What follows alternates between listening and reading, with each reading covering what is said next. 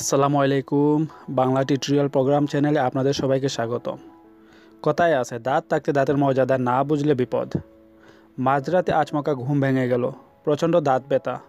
এত রাতে আপনার ডেন্টিস্টের কাছে যাওয়ার সুযোগ নেই, বাসায় নেই কোনো ওষুধপত্র। এদিকে দাঁতের ব্যথায় প্রাণ যাবার উপক্রম। কী করবেন? উপশমের উপায় কিন্তু হাতের কাছে পেয়ে যেতে পারেন একটু খোঁজ করলেই। কীভাবে? আসুন জেনে রাখি।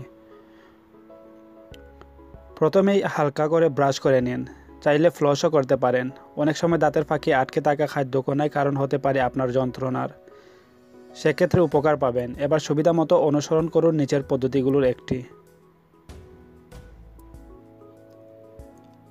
লবণ পানি একেবারে সাধারণ এবং প্রচলিত এই প্রক্রিয়া আসলেই কার্যকর। এক গ্লাস গরম পানিতে বেশি করে লবণ গুলে কুলকুচি করুন যতক্ষণ সম্ভব। দাঁতের ব্যথার কারণ হিসেবে যদি কোনো জীবাণু থেকে থাকে তবে তা দূর হবে। এছাড়াও মাড়িতে রক্ত চলাচল ভালো করে দেয় এবং সাময়িকভাবে দাঁত ব্যথা কমে আসে।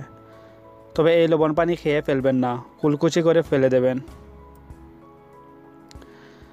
লবঙ্গ, যে দাঁতটা ব্যথা করছে তার উপর বা পাশে যেখানে ব্যথা একটা লবঙ্গ রেখে দিন। মাড়ি আর দাঁতের মাঝে বা দুই চোয়ালের মাঝে এই লবঙ্গ চেপে রাখতে পারেন যতক্ষণ না ব্যথা চলে যায়। লবঙ্গের তেল ব্যবহার করতে পারেন, তবে 2-1 ফুটার বেশি নয়। লবঙ্গ গুঁড়োর সাথে পানি বা অলিভ অয়েল মিশিয়ে পেস্ট তৈরি করেও লাগাতে পারেন।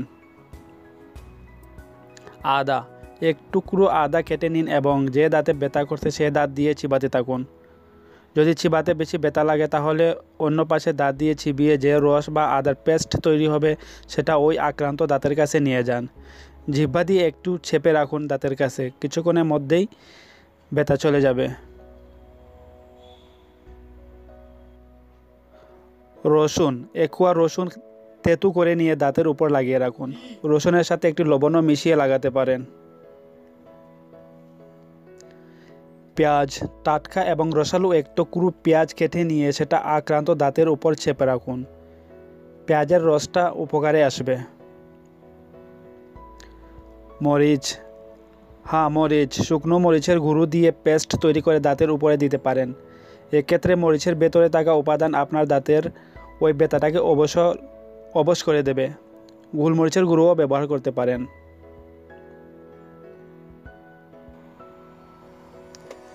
বেকিং সোডা, একটা কটন বাড একটু পানিতে ভিজিয়ে নিন। এর মাথায় অনেকটা বেকিং সোডা লাগিয়ে নিয়ে আক্রান্ত দাঁতের উপর প্রয়োগ করুন। আরেকভাবেও বেকিং সোডা ব্যবহার করা যায়। 1 চামচ বেকিং সোডা 1 গ্লাস গরম পানিতে গুলিয়ে সেটা দিয়ে কুলকুচি করে ফেলুন। মনে রাখবেন, আপনার দাঁত ব্যথা করছে তার মানে নিশ্চয়ই দাঁতের ভেতরে কোনো সমস্যা আছে এবং অবশ্যই ডেন্টিস্টের সাহায্য ছাড়া সেই সমস্যা থেকে মুক্ত পাওয়া যাবে না। ঘরোয়া এই প্রতিকারগুলো আপনাকে কিছুটা সময়ের জন্য ব্যথা থেকে মুক্তি দিচ্ছে বলেই ডাক্তার দেখানোর কথা ভুলে যাবেন না যেন। বিশেষ করে যদি মাড়ি ফুলে যায় তবে বুঝতে হবে ইনফেকশন হয়ে গেছে এবং অতি সত্বর ডেন্টিস্টের সাথে দেখা করুন। আপনি যদি এরকম আরও গুরুত্বপূর্ণ ভিডিও পেতে চান তাহলে প্লিজ আমাদের চ্যানেলটি সাবস্ক্রাইব করবেন আর এই ভিডিওতে একটি লাইক করবেন। সবাই ভালো থাকবেন, সুস্থ থাকবেন এই কামনায় বিদায় নিলাম। আল্লাহ হাফিজ।